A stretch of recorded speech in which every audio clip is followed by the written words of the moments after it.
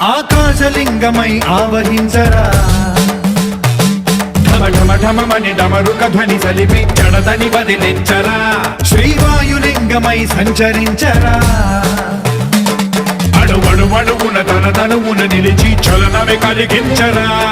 భస్మం చేసే